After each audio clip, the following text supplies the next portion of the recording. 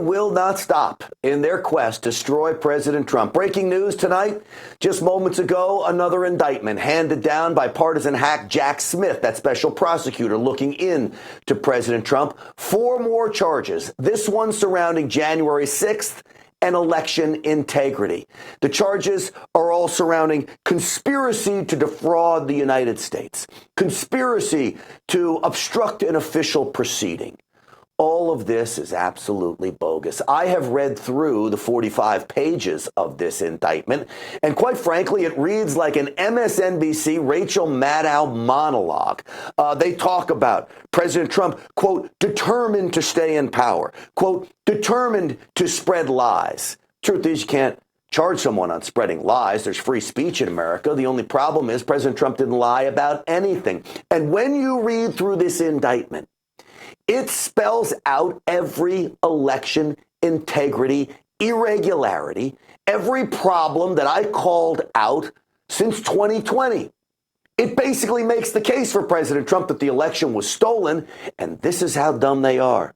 I'm actually celebrating this indictment today. This indictment is the greatest indictment to ever happen to President Trump, because do you know what it means? It means discovery, baby. Discovery. When you have a court case like this, President Trump can now open up the books of every state that he called into question. Why? Because Jack Smith is such a dope that he laid out every single claim of President Trump, of election fraud in Michigan, dead voters in Arizona, people in Pennsylvania acting wrong, concocting votes in the mail-in ballot scheme in Georgia. All of it brought up by Jack Smith, which now means President Trump and his team can subpoena every single person surrounding the election in these states. And just think, if you can raise reasonable doubt in just one state because of this indictment of President Trump, the entire house of cards falls down. The entire election now gets called into question, which is actually what I said. We know that there was election fraud. We know that the election was stolen from President Trump. And now President Trump gets a chance to prove it. And even more than that, he gets to haul in every one of these devious Democrats who concocted the mail-in ballot scheme and every other scheme laid out on this program and others. Folks, this is great news for President Trump. Even though it's a witch hunt, even though it's bogus, even though he has the right to free speech, when you talk about discovery, boy, you talk about opening up a can of worms, it'll end up being a can of whoop ass on Jack Smith and the Democrats. This is Jack Smith, cut 16, laying out his case. The attack on our nation's capital on January 6th, 2021 was an unprecedented assault on the seat of American democracy. As described in the indictment, it was fueled by lies. Lies by the defendant targeted at obstructing a bedrock function of the U.S. government, the nation's process of collecting, counting, and certifying the results of the presidential election. I hate to break the news to Jack Smith. You can't charge somebody over those things. All of that is free speech. What did President Trump do? President Trump tried to use the courts and the Constitution to stop the steal, not start the steal, to stop the steal. This will all be proven in court. But the bigger news out of all of this is what Jack Smith just did.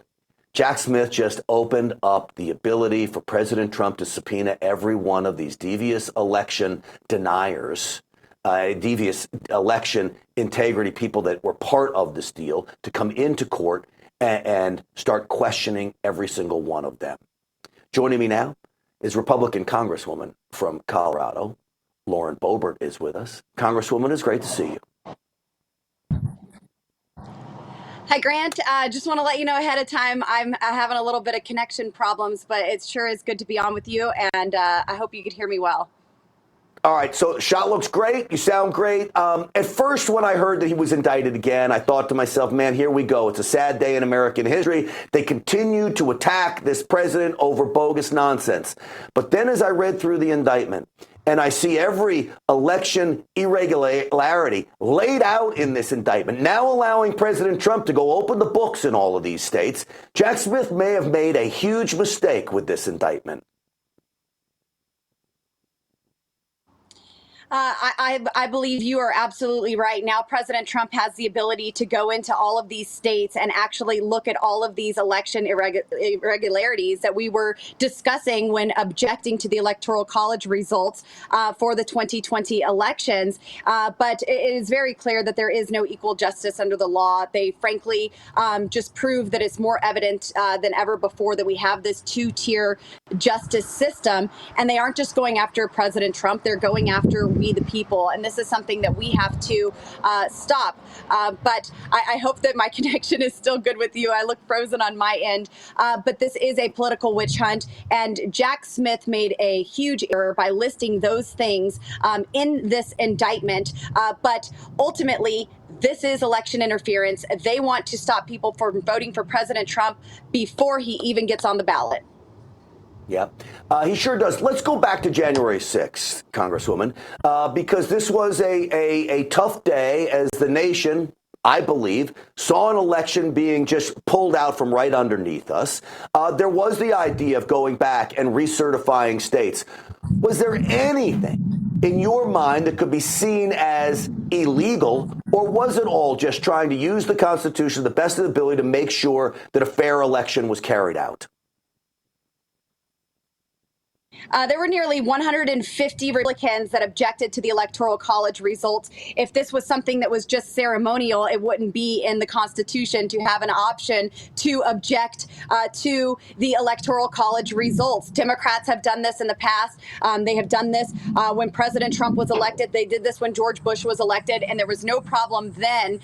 And President Trump called for a very peaceful, patriotic march. And now he's being indicted for this. We were doing our role. We were not rubber stamping states that we saw massive irregularities in the voting, where tens of thousands, hundreds of thousands of ballots were mailed out illegally. It is illegal for states to change election laws. That is something, or excuse me, for the federal government to change election laws or secretaries of state or rogue judges. It is up to the state legislature, and that did not happen. And so we objected to several states who did exactly that. They changed their state election law, and the Constitution says it's the state legislature that changes those. And that is why we objected. There was nothing illegal, certainly nothing for President Trump to be indicted over. But now I hope he uses this indictment to go to each and every state that we had in question and finally fix our elections and secure them once and for all. Yeah, for sure. I also find it interesting that they didn't charge President Trump with, quote, incitement, which is what they said for so long that he did. They didn't charge him with anything surrounding any riots. I don't even call it that. I call it an unorganized tour of the Capitol. But they didn't charge him with any of those things. Interesting that they didn't, because nothing was there. Not that that's ever stopped them before. Well, really, it was more of an escorted tour into the Capitol. We saw these January 6 tapes that were released once Speaker McCarthy became Speaker and released those. And we see the Capitol Police that are allowing people access to the Capitol, to the Senate chambers. So this was more of an escorted tour than anything. But it is interesting that he was not charged with any of that insurrection, incitement. And this is what the Democrats have been screaming for more than 2 years now. But hopefully we can get to the bottom of these election irregularities. Grant, I go all throughout the United States, all throughout my district here in Colorado, where I am right now. And the number one thing that I still hear is we need secure, fair elections. Americans are concerned with the way our elections operate. They want our voter rolls to be cleared and cleaned up. And so this is something that I'm very excited, and I hope that it is pursued to the fullest. And we have to make sure in the meantime, we are getting out there, educating voters, harvesting ballots where it's legal, and taking back our states, because that is where we change these election laws and make a huge difference. But I believe that President Trump can bring a lot of that to light. I absolutely believe it as well. And the other side of this, which we didn't even talk about, is another indictment only makes this president stronger, with deeper resolve, and it only makes all of us, his supporters, want to go out there and help him even more. Not just vote for him, but help him as well. Congresswoman Lauren Boebert, I appreciate you spending some time with us from Colorado. Enjoy that beautiful day behind you, and we will talk again soon. Thanks so much, Grant. Absolutely. All right, folks, I want you to take a listen to Andy McCarthy. This is what he said about the charges that have been laid down now against President Trump. I think what you have is the case comes down to, can he prove that Trump believed the things that he was saying, notwithstanding all the evidence to the contrary. But even if he could get over that hurdle, which I think is daunting, I do think that you have the problem that he has extravagantly stretched these statutes in order to try to capture this behavior. And that's because this is really a proxy for what should have been a political impeachment process. They're leaving to the criminal justice system the failure of Congress to carry out a successful impeachment. The impeachment didn't work. They've already been down this road before. Everything they spelled out in this indictment, 45 pages long, talks about President Trump, talking about election irregularities. Jack Smith calls them lies. He doesn't prove to me in this indictment that they're lies. And in fact, as I said, this may be the greatest indictment that has ever been handed down to President Trump, because President Trump can now go to every single one of these states, Michigan, Arizona, Pennsylvania, you name it, all of them, Wisconsin, and they can go through the books. They can call in and haul in every single one of the Democrats that were running these elections and see exactly what was at play. It's called discovery. And it's another thing that Jack Smith, I don't think, was prepared for or thought about before bringing this indictment down. Joining me now is founder of Just the News and host of Just the News No Noise right here on this network. Our buddy John Solomon is back with us. John, it's great to see you. I actually think this opens up an entire legal strategy for President Trump now to subpoena or call in as witnesses in this case everybody surrounding election fraud and start to make his case, thanks to Jack Smith. Yeah, that may happen. I don't think the judge is going to allow that, particularly a D.C. judge. I think a more likely scenario is that there are real serious issues here of double jeopardy. He was impeached and acquitted. 2, presidential immunity. You saw this ruling in Pennsylvania yesterday. It could have significance to Jack Smith. There is a doctrine that the president can't be had legal action taken against him for actions he officially took as president. It was clear President Trump was acting in his capacity as president when he made these comments and raised these concerns.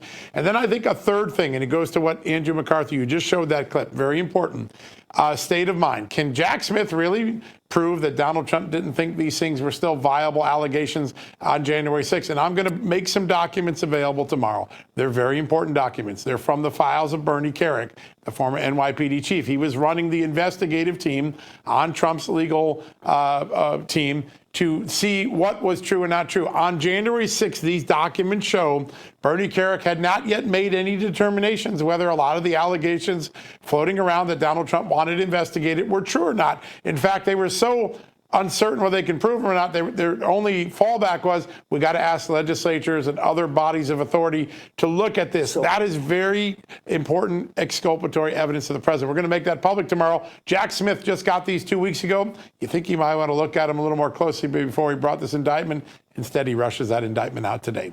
All right. So, John, I can't wait to see that tomorrow. All these, though, are defensive tactics. These are defending yourself against being found guilty. I believe there's a real opportunity with this. Jack Smith spells out what happened in Michigan. He spells out what happened in Georgia. He spells out what happened in Pennsylvania. In all of these, he brings into question all the claims that were made, that President Trump and his team were making. If you want to go on the offense, now, as a witness, you're a defendant. You have every right to call in to people that were surrounding the allegations. They claim you're lying. Well, let's bring in the witnesses that had direct knowledge to all this. This would be a total offensive move of President Trump to go down that road. And who knows what it leads to. Even one little part of reasonable doubt could be huge for President Trump. Yeah, listen, let me give you one example that I think could be a very powerful offensive maneuver. In this indictment, they mention CISA, the Cybersecurity Infrastructure Security Agency, the Homeland Security Agency, which, by the way, led all those censorship activities we're now learning about.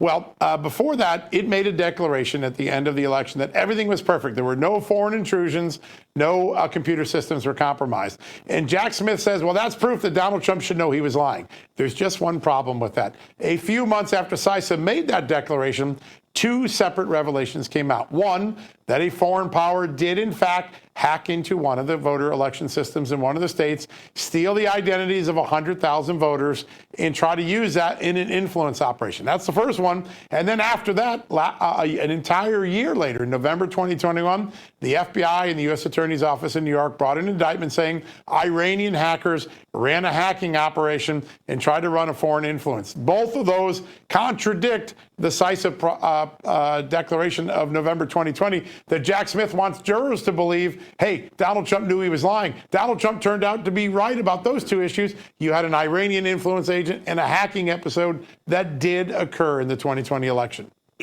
So fascinating, and really is great defense of President Trump in all of that.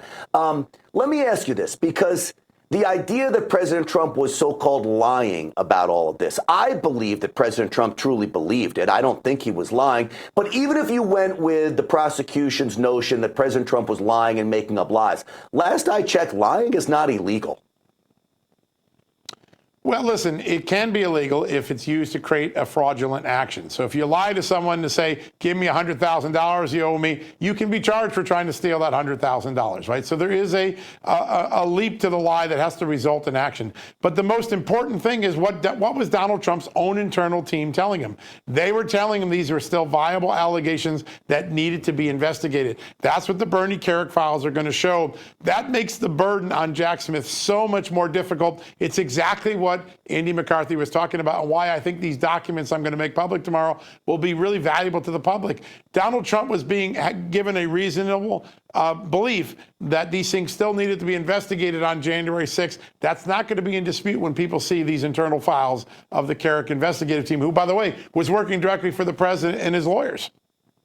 All right, last question for you. The indictment names 6 unnamed co-conspirators. Do you have any idea who they are, and do you think they'll be charged, or will these be unindicted, quote, co-conspirators? It's a great question. There was a weird kerfuffle today about the judge not unsealing some things. I would wait and see if tomorrow or the next day after other defendants are named, whether there are other indictments. Maybe they're waiting to notify them before they did this. That said, if it's only a Trump indictment, those other people can be brought in as defense witnesses. 4 of them are identified as lawyers. You can make some speculation, maybe who those lawyers are. One of them is a former Justice Department official. We know Jeffrey Clark's house was raided early on in the January 6th investigation. That could be somebody. I don't think we know enough yet, but if they're not indicted, they become very important witnesses to both the defense and prosecution. And it will come down to, what do they say? What did they hear Donald Trump say? Did Donald Trump sound like he still believed these things were true? They could end up becoming defense witnesses if they're not indicted in this case. Yeah. John Solomon, it's always a pleasure having you on. Just the News is a fabulous organization you created, and your insight is awesome on this. I appreciate you spending time with me tonight. Thanks, my friend. All right, I urge everyone to check out his website, Just the News, tomorrow for those Bernie Kerik files. That should be interesting. We'll be looking at those tomorrow as well. All right, folks, so the Biden administration aren't the only ones going after President Trump. The establishment GOP is too. We will get to that next.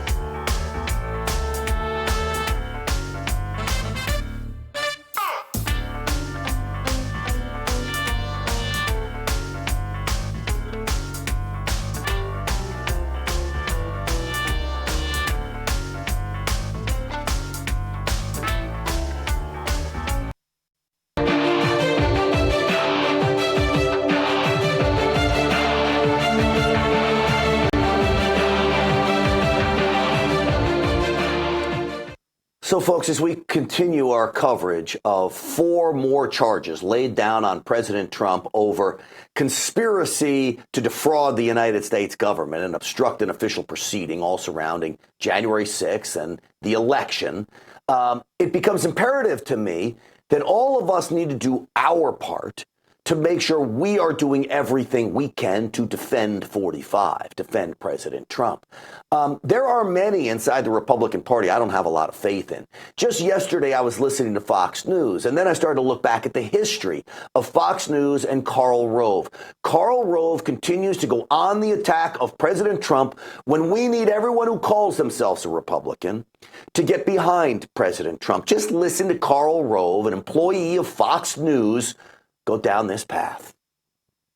We did have, the recitation that he'd actually won the 2020 election and that he'd won it by a lot, which I think people are over that. They just move on. You didn't win the election. You aren't president of the United States. Stay focused on the future. You know, Karl Rove has become part of the deep state. Who's surprised? He was with George W. Bush. I think he cozies up more to the Clintons than he does to President Trump, that's for sure. This man is on a warpath against President Trump. And Fox News should be ashamed of itself as well. This is a time when we as a party need to unify, need to come together, and need to defend the man that is under attack in such a fraudulent manner. This is President Trump at the CPAC talking about Karl Rove. We had a Republican Party that was ruled by freaks, neocons, globalists, open border zealots, and fools.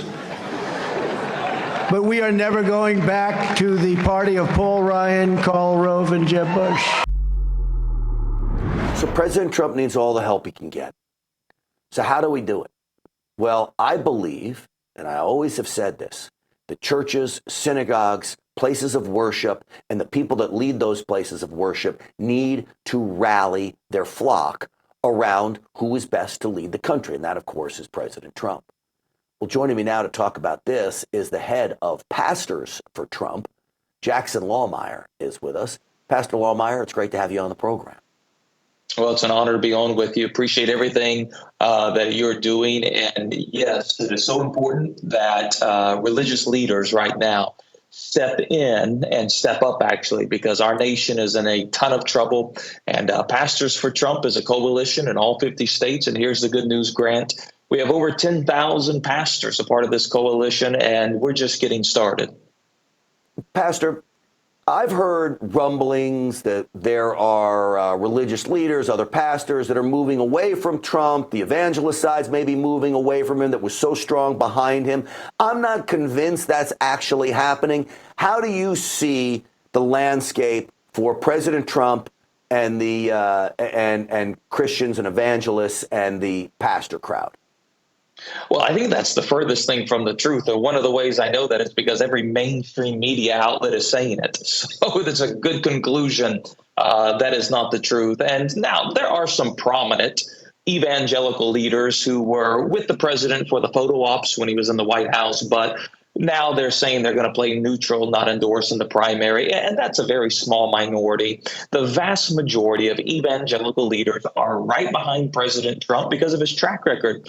We've never had a more pro-Christian president in our lifetime. You're talking about Supreme Court justices that overturned Roe v. Wade. You're talking about moving the embassy to Jerusalem from Tel Aviv, the Abraham Accords. And so evangelicals are behind the president. You can see that in the Republican polling numbers. They have not moved towards Ron DeSantis. They have been faithful to President Trump. And these indictments only help him because as believers, we see this as a spiritual attack upon our nation, spiritual attack upon President Trump, that the enemy is using every tactic available to try to keep this one particular person from running. And so these indictments only help solidify the evangelical base. Let me play a clip from President Trump. This is him talking about Democrats being anti-religion, cut 6. Bad on religion, bad on the Second Amendment, bad on oil. Think of it. They said, I'm going to have a close race in Texas, but they're against God, right? You just look at it. God, guns, and oil. That's what Republicans want. That's for sure. You mentioned this attack that we're under. I've called it a satanic attack. I don't know how else to explain what we're experiencing, but I do believe that's what's at play here, Pastor Lohmeyer. Well, I mean, you can just look at it. One side of the aisle hates God, hates the family, hates marriage, hates children, hates life. That's everything of the devil and his demons. And that is why evangelicals, when they get out to vote, they always break towards the Republican nominee, and that'll be Donald Trump. But the problem we face in America is not convincing the evangelicals to vote for a Republican because of the value system. The problem we face is getting the evangelicals out to vote. Our voter turnout is dismal, and so that's where Pastors for Trump comes in. Our coalition is designed for one purpose, that is to get pastors to tell their congregation, you need to vote, and you need to vote your value system. And if we can mobilize pastors, we can mobilize the largest voting bloc in America. And I believe we're going to do that. And that voting bloc is going to be right behind Donald Trump, just like in 2016, 2020, and also 2024. Yeah, there are millions of Christians that didn't vote in 2020 that if they would have turned out, even with election fraud, I think President Trump would have been in a much better spot than he was. Jackson Lohmeyer, Pastors for Trump, I appreciate you coming on the program. Thank you. Thank you so much. It's an honor. Absolutely, the honor's mine. All right, more folks on those rhinos, Republicans in name only on Capitol Hill, like Mitt Romney. We'll have one of his Senate challengers on the show next.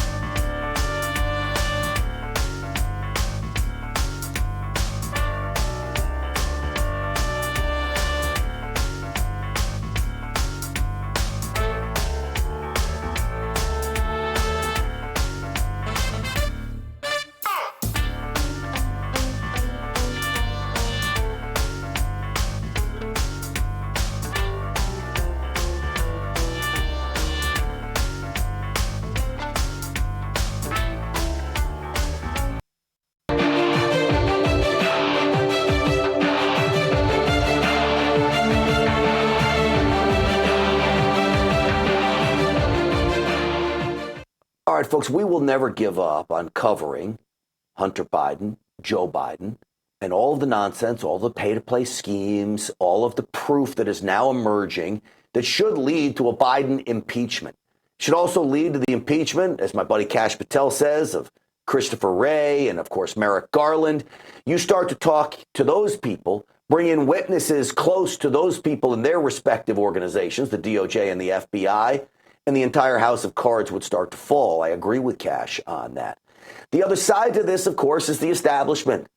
Republican establishment. They're just as much trouble as the Democrats are. And in many respects, I think they're just as much corrupt. And when I say corrupt, they're corrupt at stealing power from the American people. Power at all costs. It's no longer a government by and for the people. Mitt Romney got elected to the United States Senate in Utah. How in the world do people of Utah elect a Massachusetts Democrat as their Republican senator? I have no idea.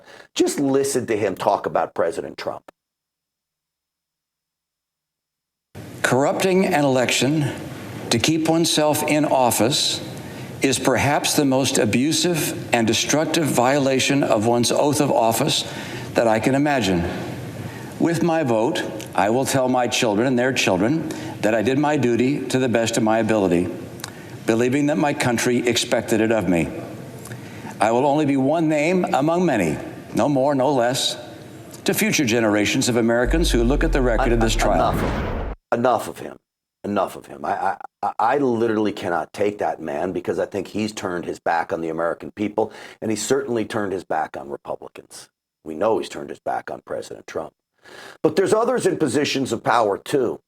Mitch McConnell, I don't know if he ever served a real purpose in the United States Senate as a Republican. I don't think this guy ever had the people's values at heart. I think he always served the Washington elite and the Washington establishment. This is him talking about President Trump. There's no question, none, that President Trump is practically and morally responsible for provoking the events of the day. No question about it. No. President Trump was not morally responsible in this latest indictment that came down. Doesn't accuse President Trump of being responsible for any of the incitement of violence, for any of the, what Democrats call a siege on the Capitol. As you know, it really was just an unorganized tour that day. President Trump has not been charged with any of that. This is why Mitch McConnell needs to go. Who can forget this moment where he literally just loses all sense of awareness? In cooperation and a string of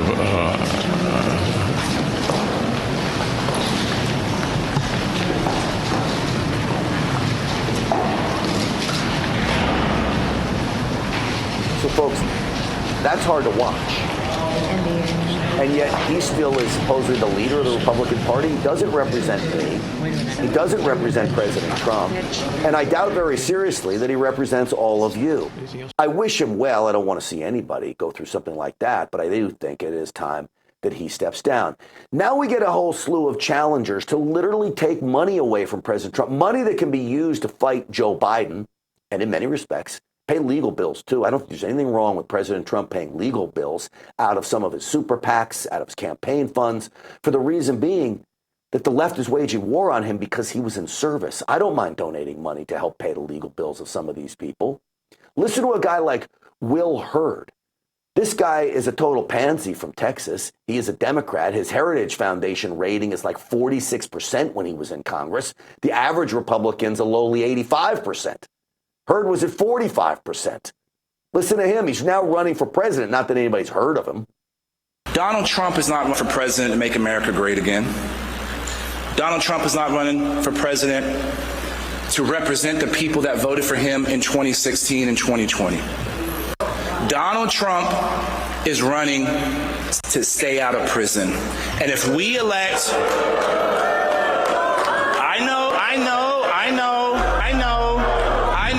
So he gets booed. That's at the Iowa dinner where he spoke right before President Trump.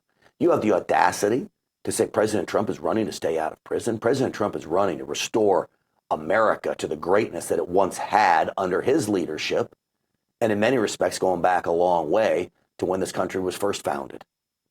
Well, joining me now is a man who could help us rid the United States Senate of some of those elitists. He's running against Mitt Romney for his Senate seat in a Republican primary from Riverton, Utah. He is the mayor there. Trent Staggs is with us. Mayor, welcome to the program. Grant, hey, thanks for having me on. Mayor, where do you stand on President Trump's latest indictment today? Oh, wow. I tell you, it is just unbelievable, this two-tiered justice system that we live in today.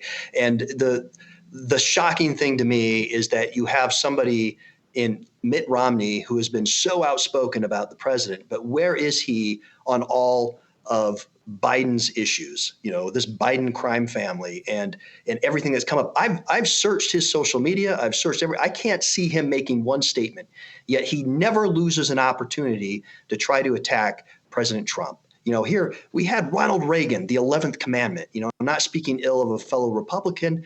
And it's unbelievable to me. As you so aptly put in your monologue there, he is not representing he's not representing the Republican Party. He's definitely not representing Utahns, the Republicans that voted to put him into office. They want somebody new. They want a bold conservative. We need bold conservative leadership. We got that under President Trump. I bet all these people wish we could go back to the 4 years we had under President Trump. All right, so you say you take Mitt Romney's position as senator from Utah, and you get up to Washington.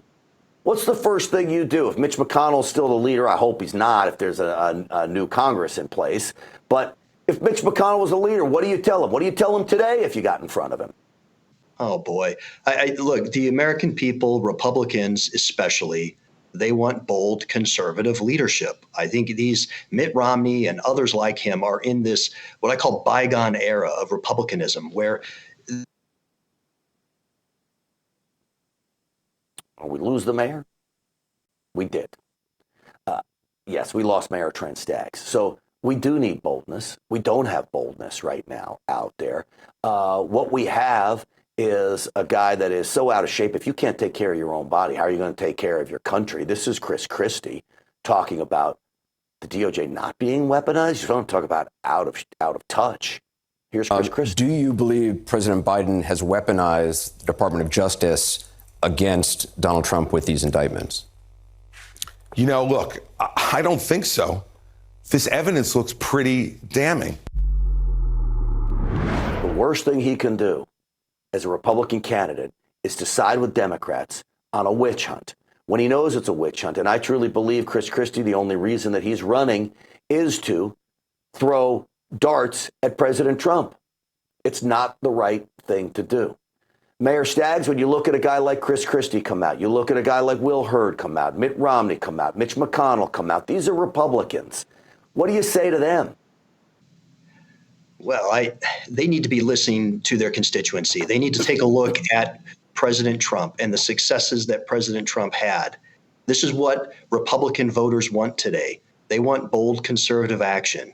Enough with the talk already. And that's why I'm running. That's why I'm running, because we've had enough of it. Utahns are wise to it. They are no longer going to accept somebody coming in and just paying lip service to what they think they need or want to hear. Romney went on and made all of these promises about getting us to a balanced budget, stopping federal spending and overreach, ending illegal immigration, appointing conservative justices. Hasn't done it. Look, actions speak louder than words. We need to be able to have conservatives that are going to go against the establishment and actually fight for conservatives. We need that. I agree with that 100%. Mayor Trent Staggs, I appreciate you coming on tonight and sharing some time with us. Thank you so much. All right, absolutely. We talk about the fight ahead of us. Boy, is it heating up or what? When you see what they're doing to President Trump, they would come after all of us. To me, it is absolutely despicable. So in order to get in this fight and get ready for this fight, you better be healthy. All right, I mean it. I try to eat right. My schedule is not easy. I know I need fruits and vegetables like 6 cups a day, but that's nearly impossible to do. And according to a massive study, people who eat healthy live longer. No surprise there. They have less heart disease and diabetes and have less cancer. So what do you do if you can't do it on your own? use Field of Greens. This is what I started doing, and I'll tell you why. Unlike other fruits and vegetable supplements, each specific fruit and vegetable in Field of Greens is medically selected to support specific functions like heart health, liver and kidney health, immune system, and metabolism. Field of Greens works fast, and if you're like me, you'll feel healthier, have more energy. Heck, your hair and skin even look better and feels healthier. It can also help you lose weight, too. But the biggest benefit is better health. All right. I promise you this. Take Field of Greens. And if at your next doctor visit, your doctor doesn't say something like, man, you're looking great, keep it up, return Field of Greens for a full refund. So to help you get started, I got you 15% off your first order, plus get another 10% off when you subscribe for reoccurring orders. Visit fieldofgreens.com. Use the promo code GRANT. That's fieldofgreens.com, promo code GRANT. All right, folks, Google is continuing their censorship campaign against Christians and conservatives. There is new information out about two of my favorite websites that were directly targeted by Google. The proof is here. We'll show it to you next.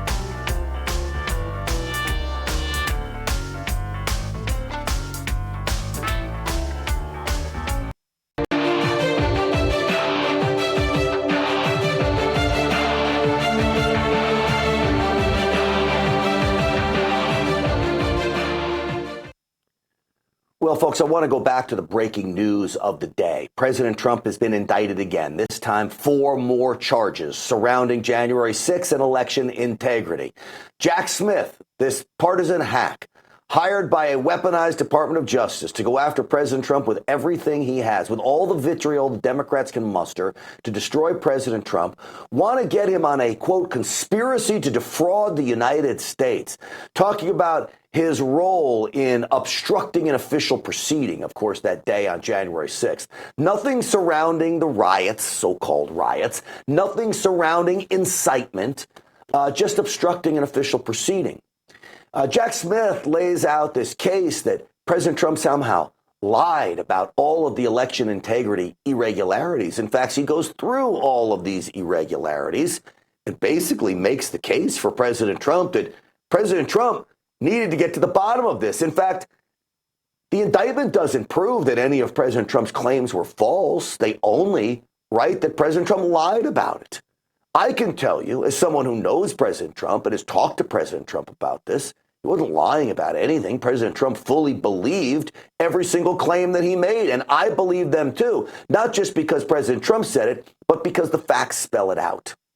Well, Jack Smith tried to spell out the charges that he was laying down against President Trump today. This is him, cut 15. Today, an indictment was unsealed, charging Donald J. Trump with conspiring to defraud the United States, conspiring to disenfranchise voters, and conspiring and attempting to obstruct an official proceeding. I want to make this very clear. We can go on the offense here. I've said this before. I will say it again. Now that Jack Smith laid out all of the election integrity irregularities that President Trump and I have been talking about for years now we can go call in the players that were responsible for these irregularities. They can be hauled in as witnesses, subpoenaed into the courtroom to get to the bottom of what really happened that day. What really happened in 2020 for that election that I do believe was stolen from President Trump. This is a very bad miscalculation on the part of Jack Smith because he's going to open up a whole can of worms, a can of whoop ass, really, when it comes down to it, because President Trump will now be able to go state by state by state and expose the election irregularities and election fraud that I believe played out in those states. There are some candidates in the race for the presidency that are running against President Trump that continue to come out and support President Trump. This is a guy I actually like, Vivek Ramaswamy. I don't think he's going to win. He's not my guy, but he seems like a bright young man. Roll clip 18. We do not want to become a country where the party in power is able to use banana republic-like tactics to eliminate its political opponents. Yet I'm sad to say that's exactly where we are. The allegations in this indictment fall flat. It is wrong and incorrect and inaccurate to place blame for what happened on January 6th at the feet of Donald Trump. Well, look, they try to go after President Trump for, quote, lying. This, again, is a free speech case. And as my buddy John Solomon from Just the News played out on this program earlier today, when you look at the case against President Trump from a defense perspective, is that there is presidential immunity, that you can't charge the president for doing something as he's president. There is long-standing doctrine that that is the case. How they get around that, well, I have no idea, except the judicial system is corrupt as well. Certainly in Washington, D.C., you're not going to get a fair judge there either. At least I don't expect to get a fair judge there. This, folks, is the indictment charges. I want to let you take an image of this tweet here. This is 19, and we'll go through some of it. Quote, these are the charges. Conspiracy to defraud the United States. Conspiracy to obstruct an official proceeding. Is this what it is? Obstruction and an attempt to obstruct an official proceeding and conspiracy against rights. All of it, folks, is out of line. It is out of bounds, and it should not have ever come. It's a sad day in America when you now have a government that acts more like a third world country, when you have a government run by someone who appears to be a dictator, or whoever is pulling the strings of Joe Biden appears to be like a dictator. And his henchmen inside the Justice Department appear to be acting like devious goons. It is a sad day quite frankly. Listen, folks, when you look at what's going on, right, with the attacks on President Trump, with the attacks on those people that are very close to him, the attacks on all of you, you're next. So what do? They come after your finances. They'll try to break you financially. So what do? I've said it over and over again. You need to really think about protecting your finances with gold.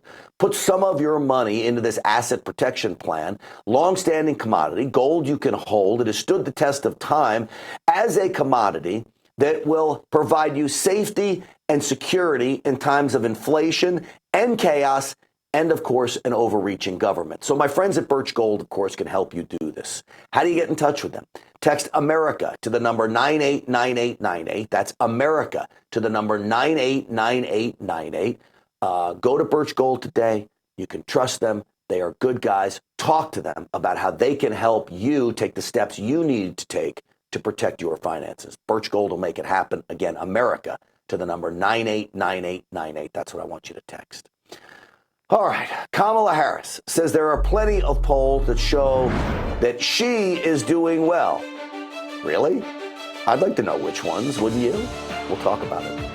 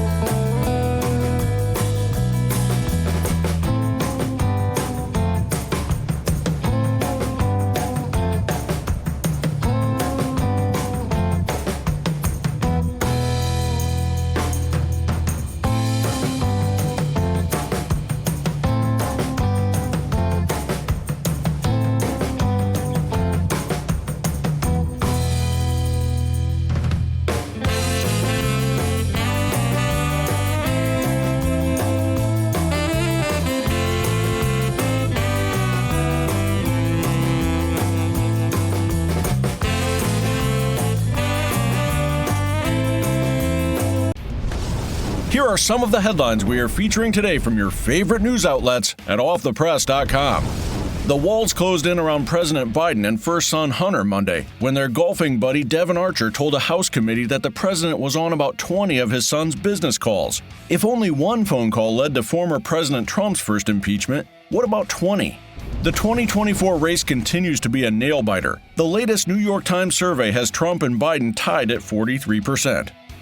The Biden administration has decided to keep U.S. Space Command in Colorado, pleasing Congresswoman Lauren Boebert, but angering Alabama Senator Tommy Tuberville, who'd been promised his state was getting it.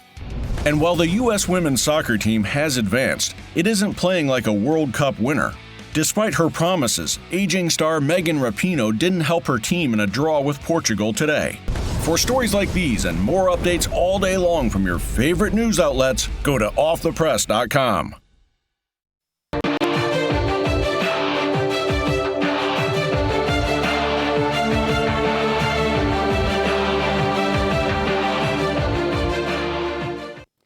You know, when you are losing to Joe Biden in anything, you know it's a pretty freaking bad day, all right?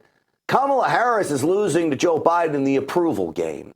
Joe Biden's approval rating is around 41%, which is pretty abysmal. Kamala Harris's approval rating is at 40%. How she's only 1 point behind Joe Biden. I have no idea. Her approval rating should be around, I don't know, 0, along with Joe Biden. They should be tied on that front. But this is Kamala Harris. Well, just listen to what she says about all this.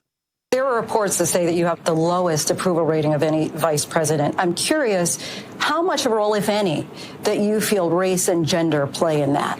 Well, there are polls that also say I have great approval ratings. I think the point that has to be made is that there are attempts to create distractions away from the accomplishments of our administration. Listen to me.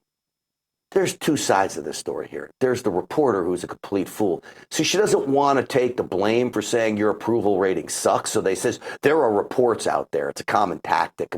There are people who say, just say it. Your approval rating is in the tank. What do you say? Kamala Harris comes back and says, oh, there are polls out there that show her approval rating is great. Really, name me one. I couldn't find any approval polls that showed Kamala Harris above her 40%. If they're out there, maybe they are. I couldn't find them. And then notice what this reporter does. She goes down the path of saying, does race and gender play a role? As if she's black and a woman. This is why I don't like Kamala Harris. I don't care that she's black and a woman. What I care about is she's an idiot and a ding-dong, okay? White, black, Hispanic, Asian. If you're an idiot and a ding-dong, you're not going to get big approval ratings from me. Joe Biden either. Look, he's white and a ding-dong, and he doesn't have approval ratings from me. What's his problem? It certainly isn't gender and the color of his skin. My Lord. Kamala Harris is out of touch. And then I find this on MSNBC, speaking about out of touch. We got to wear masks again? Is this the prediction? What I think people need to know is that I would just put people on alert that when you're in those crowded spaces, think about the coughs and the colds, and sometimes many people don't even have any symptoms. A mask can be your best friend. Keep it private. Back in time, we had them in our pockets, in our coats, in our backpacks. Time to bring them out again. Time to bring them out again. There has been zero evidence that showed masks prevent illness of any kind. Not for the person wearing them, not for the person on the other side of it. Okay? None. In fact, Dr. Fauci just came out and said, in his opinion, a 5% benefit. That's recent. He had us wearing 3 and 4 masks just a year ago. So no masks. You don't need them. They don't do anything. Trust me on that. Okay? I'm a doctor of common sense. It's going to do it for us today. Stinchfield's Army rolls. Thanks to all of you. We'll see you back here tomorrow night.